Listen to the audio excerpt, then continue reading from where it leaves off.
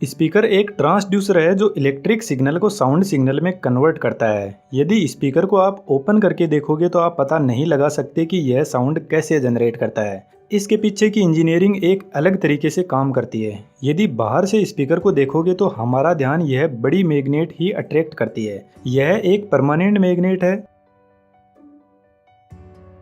इस मैग्नेट के बीच में एक होल होता है जिसका बहुत बड़ा रोल है। इस मैग्नेट के भी दो पोल होते हैं, ऊपर की साइड नॉर्थ पोल और नीचे की side south pole.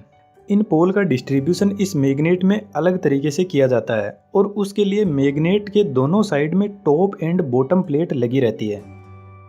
Top plate normal shape में होती है, लेकिन बॉटम प्लेट की डिजाइन कुछ इस टाइप की होती है जिसको मैग्नेट में कुछ ऐसे सेट किया जाता है।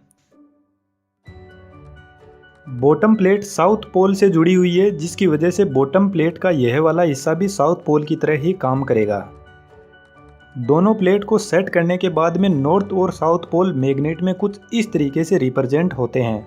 टॉप प्लेट पर बास्केट को सेट किया जाता है जिसके ऊपर पूरा साउंड का सेटअप तैयार किया जाता है। बास्केट के सेंटर पोर्शन में स्पीकर का ड्राइवर लगा रहता है जिसको वॉइस कॉइल बोलते हैं। यह एक मोटर की तरह ही काम करता है जिसको इलेक्ट्रोमैग्नेटिक मोटर भी बोल सकते हैं। असल में वॉइस कॉइल इस परमानेंट मैग्नेट के बीच में यह जो छोटा सा गैप होता है इसके बीच में सेट होती है और यह इस गैप में फ्रीली अप डाउन कर सकती है।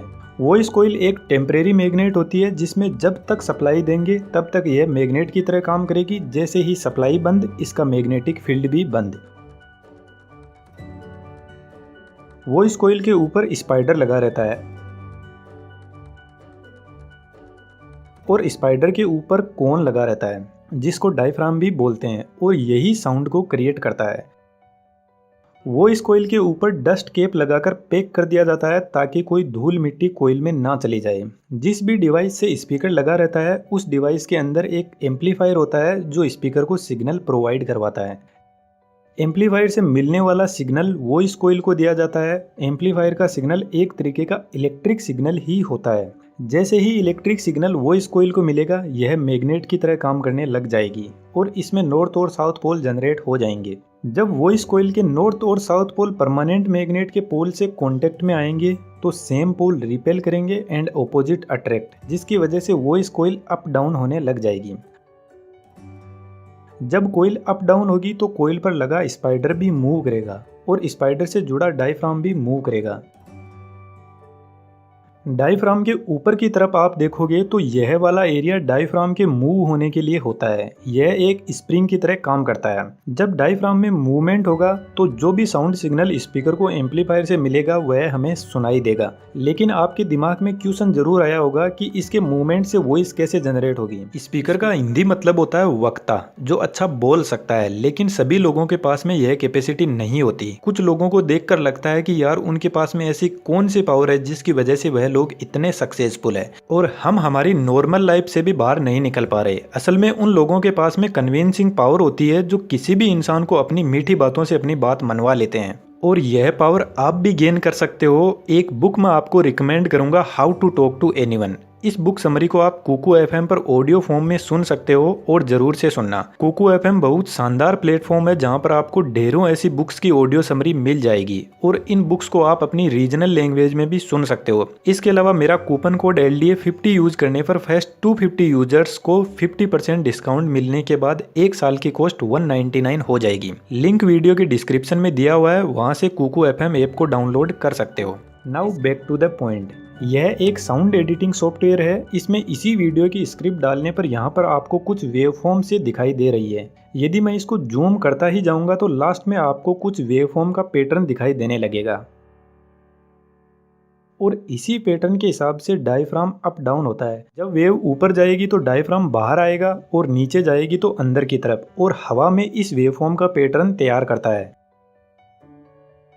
जब डायफ्राम अप डाउन होगा तो एयर के पार्टिकल पर फोर्स लगाएगा और यह एयर पार्टिकल हवा में ट्रेवल करते हुए हमारे ईयर्स तक पहुंचते हैं। लेकिन इस कंडीशन में यह स्पीकर काम नहीं करेगा। यदि ओपन में आप स्पीकर को बजाओगे तो आपको क्लियर वॉइस सुनाई नहीं देगी, क्योंकि जितना डायफ्राम आगे की तरफ जा रहा है उतना ही पीछे की तरफ जा रहा है। तो सेम वेवफॉर्म आगे और पीछे की तरफ दोनों साइड में जनरेट होगी। फ्रंट साइड में वेवफॉर्म पॉजिटिव होगी और बैक साइड में नेगेटिव, दोनों आपस में मिल जाएगी और साउंड जीरो, हमें कोई क्लियर साउंड सुनाई नहीं देगी। और जो स्पीकर का बेस होगा वह तो एकदम ही खत्म हो जाएगा, क्योंकि बेस की लोअर फ्रीक्वेंसी होती है 20 हर्ट्ज की और हम इंसान 20 हर्ट्ज फ्रीक्वेंसी को नहीं सुन सकते, इसलिए हमें सिर्फ बेस सुनाई देता है, बेस स्पीकर से वॉइस नहीं। जो लोअर फ्रीक्वेंसी होती है उनकी वेवलेंथ बहुत ज़्यादा होती है, इसलिए स्पीकर के फ्रंट एंड बैक साइड की लोअर फ्रीक्वेंसी आपस में कैंसिल आउट हो जाएगी और बेस जीरो हो जाएगा। लेकिन बेस के अलावा जो वॉइस होगी उसकी हाई फ्रीक्वेंसी होती है जिसकी वेवलेंथ कम होती है। यह फ्रीक्वेंसी कैंसिल तो नहीं होती है, लेकिन स्पीकर के दोनों साइड में होने की वजह से हमें क्लियर वॉइस भी सुनाई नहीं देती। ऐसा लगता है जैसे एक ही साथ में दो इंसान एक ही बात बोल रहे हैं। यदि स्पीकर को हम किसी एनक्लोजर में बंद कर देते हैं तो बैक साइड की फ्रीक्वेंसी एनक्लोजर में ट्रैप हो जाएगी और हमें सिर्फ फ्रंट साइड की वॉइस ही सुनाई देगी, एकदम क्लियर। लेकिन आज की लेटेस्ट टेक्नोलॉजी के स्पीकर में होल भी होता है, यहाँ पर रेजोनेंट फ्रीक्वेंसी का कंसेप्ट सामने आता है। मेनली इस होल का पर्पज यही होता है कि बैक साइड की फ्रीक्वेंसी भी होल से घूम कर आती है और फ्रंट साइड में ऐड हो जाती है और वॉइस को और ज़्यादा क्लियर बनाता है। दोस्तों, how to talk to anyone book को कुकू एफएम पर एक बार जरूर से सुनना यदि आपको बोलने में हेजिटेशन होती है तो। वीडियो पसंद आया तो बहुत सारे ऐसे ही वीडियो चैनल पर विजिट करके आप एंजॉय कर सकते हो। Thank you.